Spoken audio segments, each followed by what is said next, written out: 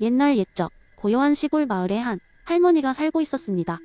앤 할머니는 마을 사람들에게 늘 친절하고 그녀의 집은 언제나 차와 다과를 나누며 이야기를 나눌 수 있는 따뜻한 장소였습니다. 어느 날 앤 할머니는 마을 아이들에게 인텐션이라는 생소한 개념을 재미있게 설명하기 위해 일종의 철학적 수수께끼를 내기로 결심했습니다. 그날 오후 마을 아이들이 할머니의 집에 모였습니다. 앤 할머니는 아이들에게 다과를 나눠주고 이야기 하나를 시작했습니다. 자, 얘들아, 오늘은 인텐션에 관한 이야기를 해줄 거란다. 그런데 그냥 듣는 것보다 함께 생각해보면 더 재미있겠지? 아이들은 고개를 끄덕이며 기대해 차기 시작했습니다. 할머니는 미소를 지으며 이야기를 이어갔습니다. 옛날에 플로라라는 이름의 한 소녀가 있었단다. 그녀는 매일 아침 마을 중앙에 있는 호수로 가서 물을 깃곤 했어. 어느 날 플로라는 호숫가에서 우연히 작은 새 한 마리를 발견했어. 날개가 다쳐 날지 못하는 새였지. 플로라는 새의 상처를 보살펴주기로 마음먹고 지극정성으로 간호했단다. 그렇게 몇 주 뒤 새는 다시 날 수 있게 되었고 플로라는 새를 하늘로 보내주며 미소를 지었지. 마을 사람들은 플로라의 친절한 마음을 칭찬했어. 그러나 그날 이후로 플로라에게는 이상한 별명이 붙게 되었단다. 아이들은 호기심에 가득 차서 할머니에게 물었습니다. 어떤 별명이요? 할머니는 장난스러운 미소를 지으며 대답했습니다. 날기 싫어하는 소녀라는 별명이었단다. 아이들은 어리둥절한 표정으로 서로를 쳐다보았습니다. 왜 그런 별명이 붙었어요? 플로라는 새를 도와줬잖아요. 그때 할머니는 다시 입을 열었습니다. 맞아, 플로라는 분명 새를 도와줬지. 하지만 사람들은 그녀가 새를 돌보는 것이 그저 새가 다시 자신의 곁을 떠나지 않게 하려는 의도라고 생각하게 되었단다. 모두는 고개를 갸웃거리며 할머니의 말을 반문했습니다. 그래도 플로라는 착한 일을 한 거잖아요? 앤 할머니는 아이들을 바라보며 설명을 덧붙였습니다. 바로 이게 인텐션의 중요성이란다. 어떤 행위가 착한 행동으로 보일지라도 그 의도가 순수하지 않다면 사람들은 그 행동을 다르게 평가할 수 있어. 그래서 플로라가 새를 진정으로 돕고 싶었던 것인지 아니면 단지 함께 있고 싶었던 의도로 한 행동인지를 우리는 고려해 봐야 한다는 거야. 할머니의 설명에 아이들은 조용히 생각에 잠겼습니다. 자신의 행동의 배경에 있는 진정한 의도를 생각하게 된 것이지요. 앤 할머니는 아이들이 생각을 이어갈 수 있도록 격려했습니다.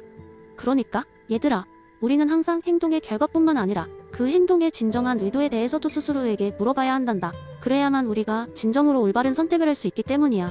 그날 이후로 마을의 아이들은 매일의 행동에서 진정한 의도를 찾으려는 노력을 해보기로 했습니다. 앤 할머니의 따뜻한 설명 덕분에 그녀의 집에서의 다과 시간은 아이들에게 더없이 소중하고 값진 배움의 시간이 되었답니다. 두 번째 이야기어는 평범한 마을에 철학을 좋아하는 한 남자, 제임스가 살고 있었습니다. 제임스는 매일 아침 커피를 마시며 자신만이 철학적 사색에 잠기는 것을 즐겼습니다. 그의 가장 큰 관심사는 버나드 윌리엄스가 말한 진정성과 자기 정체성에 관한 것이었습니다. 그가 가장 많이 묵상했던 질문은 내가 내리는 선택들이 정말 내 진정한 자아를 반영할까? 라는 것이었습니다. 어느 날 제임스는 마을 연극 동아리에서 진정한 자신을 찾는 여정이라는 주제로 연극을 준비 중이라는 소식을 들었습니다. 그 소식을 들은 제임스는 자신이 평소 고민하던 주제를 바탕으로 괴짜 같은 연극 대본을 작성하기로 마음먹었습니다. 제임스의 대본은 이렇게 시작됩니다. 한 번은 이 마을에 자신이 닭이라고 믿는 남자 조지가 있었습니다. 조지는 항상 날갯짓하는 흉내를 내고 마을 광장 한복판에서 꼬꼬대거리는 기괴한 행위를 하며 사람들의 주목을 받았습니다.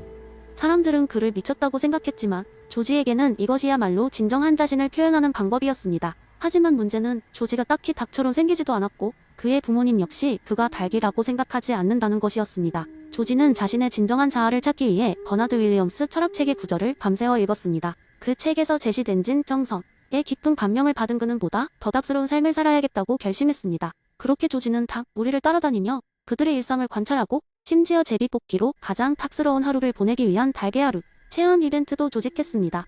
조지는 점점 진정한 닭으로 거듭나기 위해 노력했지만 마을 사람들은 여전히 그를 이상하다고 여겼습니다. 어느 여름 축제날 조지는 마을 장터에서 열린 닭의 해학적 춤 경연대회에 참가했습니다. 그는 자신의 춤이야말로 버나드 윌리엄스가 말한 자아 탐구의 여행 그 자체라고 믿었습니다. 조지의 춤은 모두를 놀라게 했습니다. 그는 그날 밤 정말로 닭처럼 춤을 췄고 그의 열정은 사람들을 감동시켰습니다. 사람들은 처음으로 조지가 이상한 사람이 아니라 자신에게 진실한 사람이라는 것을 깨달았습니다. 그날 이후 마을 사람들은 조지를 다르게 보기 시작했습니다. 조지가 닭이든 아니든 상관없이 그의 진정성과 자기 정체성에 대한 고민을 존중하게 된 것입니다. 마을 시장은 조지를 마을 철학적 조언다로 임명하고 조지의 이야기를 듣고 자신의 삶을 되돌아보는 시간을 가졌습니다. 예기치 않게 조지의 이야기는 많은 사람들에게 영감을 주었습니다.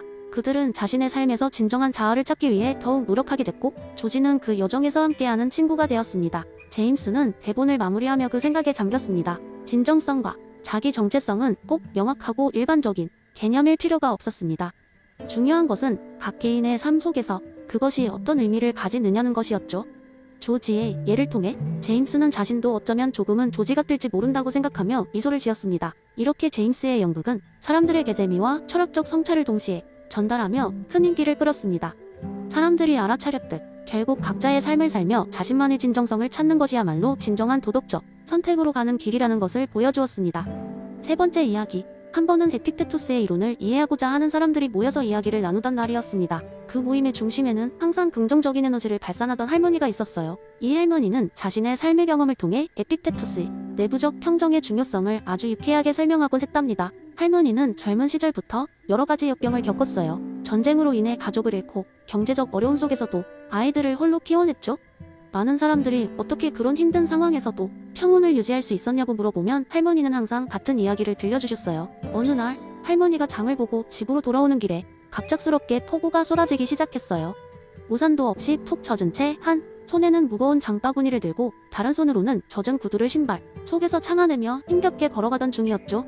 지나가는 사람들은 우산을 쓴 채 혹은 지붕 아래서 비를 피하며 할머니를 보며 안타까워하며 스쳐 지나갔어요. 그 순간 할머니는 문득 에픽테토스의 말이 떠올랐대요. 통제할 수 있는 것과 통제할 수 없는 것을 구별하라. 할머니는 천천히 걸음을 멈추고 빗속에 그대로 서보았어요. 그런 다음 웃으며 장바구니를 잠시 내려놓고 빗물에 흠뻑 젖은 머리를 들어 거센 비를 정면으로 마주했답니다. 할머니는 자신이 비를 멈출 수 없다는 사실을 깨달았고, 그 상황에서 자신이 할 수 있는 유일한 선택은 비를 즐기는 것이라는 걸 알았죠. 할머니는 그렇게 빗속에서 춤을 추기 시작했어요. 사람들은 그 광경을 신기하게 쳐다보았고, 처음에는 이상하다고 수군대다가 점점 웃음을 터뜨리고 따라 춤추기 시작했죠. 잠시 후 비는 멈췄습니다. 젖은 채 집으로 돌아가는 길의 할머니는 그녀 자신이 그 순간을 탓하면서 불행하게 보낼 수도 있었겠지만 오히려 즐거운 추억으로 만들었다는 것을 깨달았어요. 집에 돌아와 후회보다는 만족감에 한참 동안 환한 미소를 지을 수 있었답니다. 이 이야기를 할머니는 항상 이렇게 끝맺음하셨죠. 모든 상황이 프로젝트처럼 변할 수 있어. 우리가 만드는 그 작은 선택이 우리의 삶을 결정하거든. 그러니 마음속의 평정을 잃지 말고 가장 어렵고도 쉬운 그 말, 지금 이 순간을 즐겨라 를 기억해. 에픽테토스의 가르침을 통해 할머니는 외부의 통제되지 않는 상황 속에서도 마음의 평화를 찾는 법을 배웠고, 그 이야기를 나누며 많은 사람들에게 내적인 자유의 중요성을 깨닫게 했답니다. 그렇게 그녀는 스토아 철학을 자신의 삶 속에서 구현하며 사람들에게 전해온 것입니다. 네 번째 이야기한 시대에 에피쿠로스라는 철학자가 살고 있던 고대 그리스의 작은 마을에는 헤르미아스라는 사람이 있었습니다. 그는 그 마을에서 제일 가는 부자로 그의 집은 마을 사람들이 매일 바라볼 만큼 화려하고 호화로웠습니다. 그러나 사람들은 그저 부러운 시선으로만 바라볼 뿐 그의 집에 자주 방문하거나 그와 친하게 지내는 일은 거의 없었습니다. 그 이유는 헤르미아스가 늘 걱정에 사로잡혀 있었기 때문입니다. 어떤 날은 자신이 가진 재산이 충분하지 않다고 걱정했고, 다른 날은 사람들이 그에게서 재산을 빼앗아갈까봐 불안에 떨었습니다. 하루는 에피쿠로스가 지나가던 길에 헤르미아스가 혼자서 중얼거리며 걱정에 잠겨있는 모습을 보게 되었습니다. 그는 다각도의 철학을 통해 사람들에게 쾌락의 진정한 의미를 전파하는 일이 자신의 소임이라고 여겼기 때문에 헤르미아스에게 다가가 인사를 건넸습니다. 헤르미아스, 당신이 항상 걱정에 잠긴 모습이군요. 무슨 일이 그렇게 불안하게 만드는 겁니까? 라고 에피쿠로스가 물었습니다. 아, 에피쿠로스, 나는 이제 곧 내 재산을 모두 잃게 될까봐 불안해 죽을 지경이요. 내가 가진 것들에 결코 만족할 수가 없어. 더 많은 것들을 가져야만 이 마음이 조금이라도 편안해질 것 같소. 헤르미아스는 한숨을 쉬며 대답했습니다. 에피쿠로스는 잠시 생각에 잠기다가 말했다. 헤르미아스, 나는 쾌락주의자로서 당신에게 쾌락의 진정한 의미를 이야기해주고 싶습니다. 진정한 쾌락이란 심신이 고통에서 벗어난 평온한 상태를 뜻하오. 더 많은 재산을 쌓고 물질에 집착하는 것은 순간적인 쾌락을 줄지는 몰라도 지속적인 행복을 보장해주지는 않소. 그럼 어떻게 해야 이 고통에서 벗어나도록 당신이 말하는 그 평온한 상태를 얻을 수 있단 말이오?